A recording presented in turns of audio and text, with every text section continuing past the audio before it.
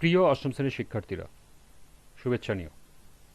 আজকে আমি তোমাদের বিজ্ঞান বিষয়ের নতুন বই থেকে অষ্টম অধ্যায় রাসায়নিক বিক্রিয়া এর ৮৮ পৃষ্ঠা থেকে ২ নং সৃজনশীল প্রশ্নের সমাধান করে দেব।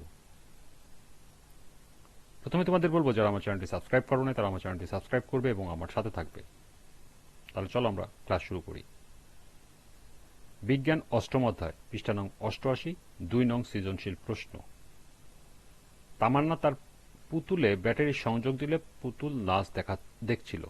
এমন সময় বিদ্যুৎ চলে যাওয়ায় ওর ছোট বোন তাহসিনা একটি মোম জ্বালিয়ে আনলো।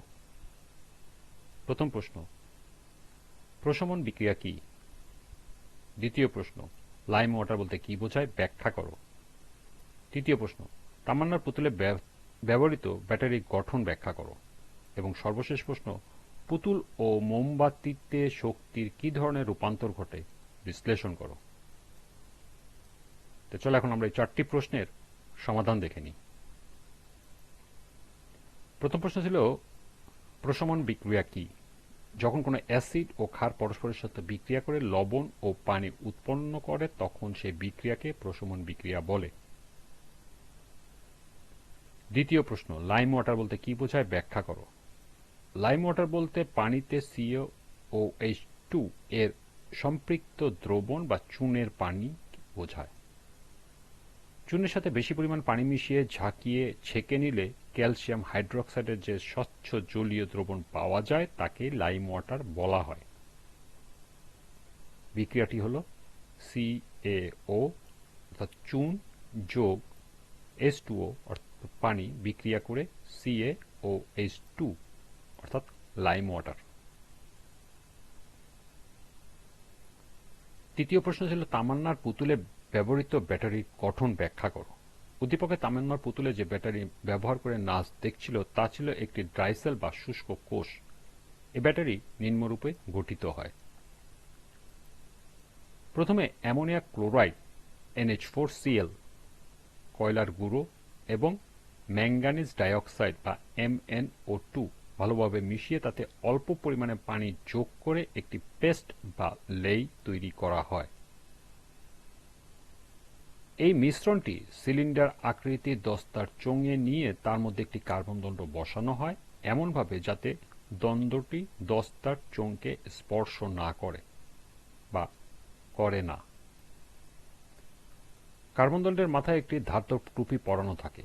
শুষ্ক কোষের উপরের অংশে কার্বন দণ্ডটির চারপাশে পিচের আস্তরণ দিয়ে ঢেকে দেওয়া হয়। দস্তার চোঙটিকে একটি শক্ত কাগজ দিয়ে ঘিরে দেওয়া হয়। এখানে দস্তার চোঙ ঋণাত্মক তড়িৎদ্বার বা অ্যানোড হিসাবে কাজ করে আর ধাতব টুপি দিয়ে ঢাকা কার্বন দণ্ডের উপরিভাগ ধনাত্মক তড়িৎদ্বার বা ক্যাথোড হিসাবে কাজ করে। এভাবেই তামান্নার পুতুলে ব্যবহৃত ব্যাটারি গঠিত হয়। সর্বশেষ প্রশ্ন ছিল, পুতুল ও মোমবাতিতে শক্তির কি ধরনের রূপান্তর ঘটে বিশ্লেষণ করো। পুতুলে ব্যবহৃত ব্যাটারিতে সঞ্চিত রাসায়নিক শক্তি যান্ত্রিক শক্তিতে রূপান্তরিত হয়, আর মোমবাতিতে সঞ্চিত তাপ শক্তি মোমবাতিতে সঞ্চিত শক্তি তাপ ও আলোক শক্তিতে রূপান্তরিত হয়। পুতুলে ব্যবহৃত ব্যাটারিতে বর্তনী তৈরি হওয়ার ফলে পুতুলটি নাচছে। এই শক্তি আসছে ব্যাটারি থেকে, আর ব্যাটারির শক্তির উৎস হলো এতে ব্যবহৃত রাসায়নিক পদার্থ অর্থাৎ দস্তা, অ্যামোনিয়াম ক্লোরাইড, কয়লার গুঁড়ো ও ম্যাঙ্গানিজ ডাইঅক্সাইড। রাসায়নিক পদার্থে সঞ্চিত শক্তি রূপান্তরিত হয়ে যান্ত্রিক শক্তি উৎপন্ন করছে, অর্থাৎ এখানে রাসায়নিক শক্তি যান্ত্রিক শক্তিতে রূপান্তরিত হচ্ছে। মোমবাতির উপাদান হলো কার্বন ও হাইড্রোজেন।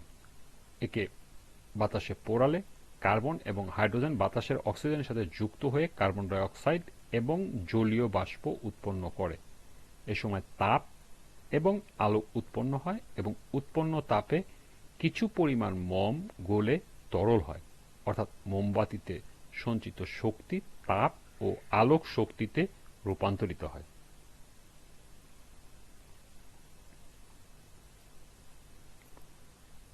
এই ছিল 2 নং সৃজনশীল প্রশ্নের সমাধান। আজকের ক্লাসটি এ পর্যন্তই।